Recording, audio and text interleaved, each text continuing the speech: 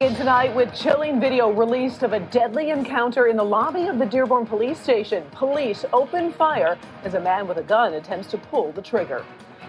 Incident at the Michigan Police Department once again raises questions and shows that anybody can sue for any reason whatsoever.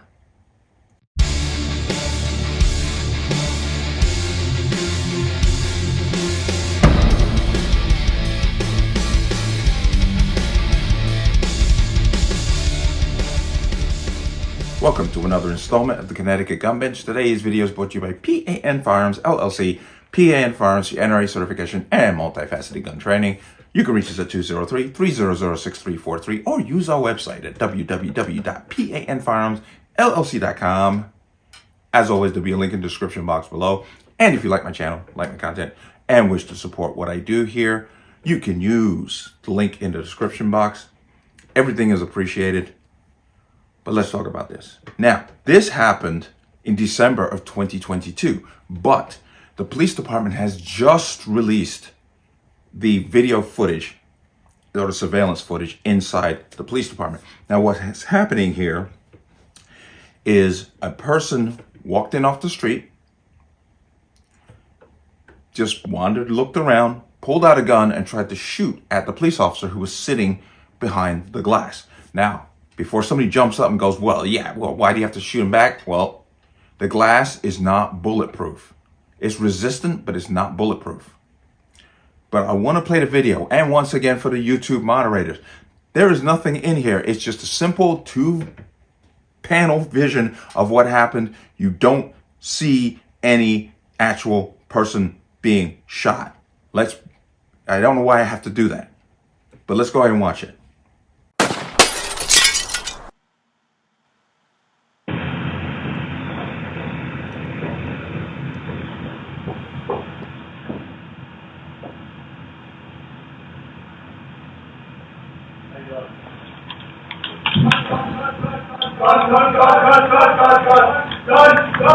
Gun.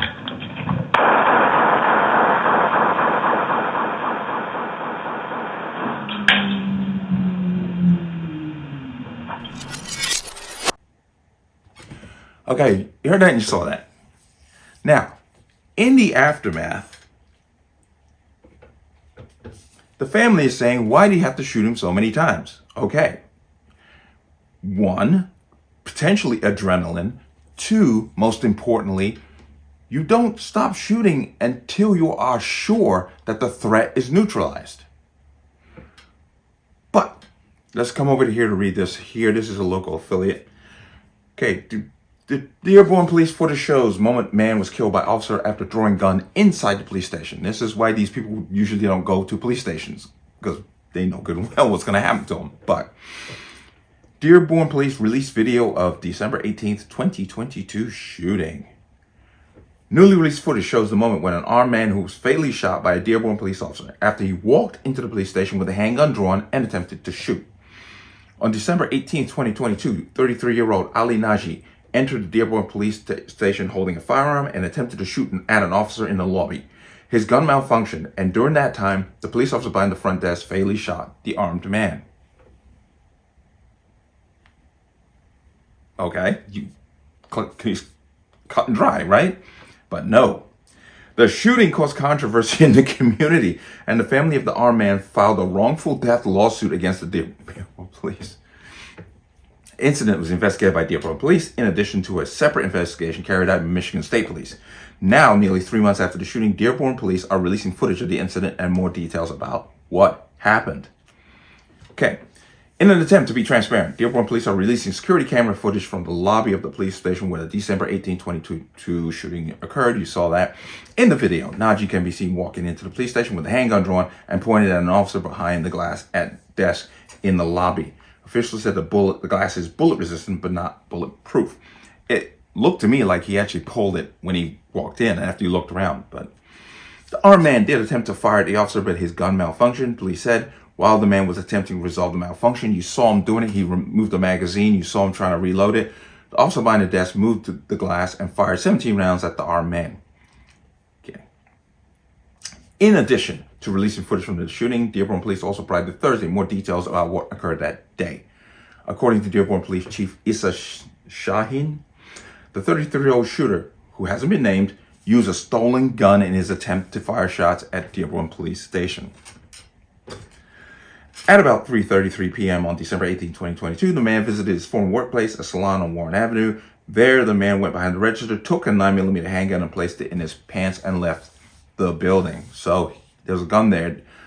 You know, this is the whole thing, really, and I don't want to harp or be pro anything, especially for the side that is against the Second Amendment. But people, in that situation, keep your gun locked up. To a degree. See, come on. Within 10 minutes of leaving the salon, the man arrived at Dearborn Police Station. He parked a large black SUV directly in front of the lobby in a non-parking zone, officials said. The armed man walked into the lobby. The officer behind the desk acknowledged him and asked how he was doing. The man then immediately raised a 9mm handgun and pulled the trigger, attempting to shoot the officer, police said. The officer behind the desk can be heard yelling "gun" several times to alert others at the station. The gun malfunctioned after the man pulled the trigger, and he attempted to resolve the malfunction by removing the magazine, placing it back in the gun and attempting to rack the gun slide. While the man attempted to fix the firearm, the officer slid the glass out of the way and fired shots at the armed man. A total of 17 bullets were fired by the officer in a span of 4.5 seconds. Officials said it is currently unknown how many of those bullets struck the man. The man can be seen dropping to the ground. He did not fire any rounds from the 9mm handgun. I don't think that's relevant. Police said that officers inside cleared the scene and approached the man so he could receive medical attention. An ambulance arrived within 7 minutes of the shooting, took the man to a nearby hospital where he was pronounced dead. It does not appear any other civilians were inside the police station lobby at the time of the shooting, but Chief Shaheen said the building was busy that day with people and families stopping in, especially due to a toy drive taking place in the lobby during holiday season. Okay. And I'm going to come down to here. This is a quote from the chief. The officer has a duty to protect the public and his fellow officers when facing an active gunman, Shaheen said. Najee's family hired attorneys to help better understand what happened to the man. They were mostly curious about whether there was an opportunity for police to de-escalate the situation. Okay, no. He pulled out a gun, pointed it, pulled the trigger. He then tried to clear the gun to reload it. What was he going to do after that? No. But Shaheen said the officers handled the situation appropriately. Still, he labeled the incident as a tragedy for the entire community. Quote, my sincere condolences go out to the family, who will forever be altered by today's events, Shaheen said. This is a tragedy for our entire community, including one of our officers who faced down an imminent threat to his life, no doubt. Okay, so and there's a little spot here where he struggled with mental health. Okay. And apparently he had a 2016 criminal arson case that he was very much involved in, that he tried to light a strip mall on fire. Okay. So here it is. Obviously a person who's somewhat, he's got mental issues. But the gun was not legally purchased. He stole it, so he knew where to find one. We can argue about locking up the gun later. But in the context of what happened here, this police officer reacted properly. 1 shot, 17 shots, 33 shots, irrelevant. This guy was posing an imminent danger. He raised the gun, pulled the trigger, gun malfunctioned. He tried to reload it. And at that time, while he was trying to reload his gun, he was shot and killed by the police officer. This is not, there's no line to be drawn here. But the family hired an attorney and filing a wrongful death lawsuit, come on. Like I said, anybody can sue anybody for anything. And there's always a lawyer who will take the case. But it's absolutely ridiculous. Maybe the family can sue the manufacturer of the gun that the police officer used, because that seems to be the newest trend that everybody seems to be running on right now.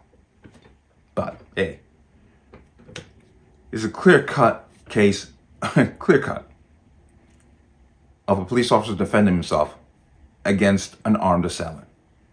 And there's not much you can say against it, but I'm kind of dumbfounded that the family is the position that they're taking.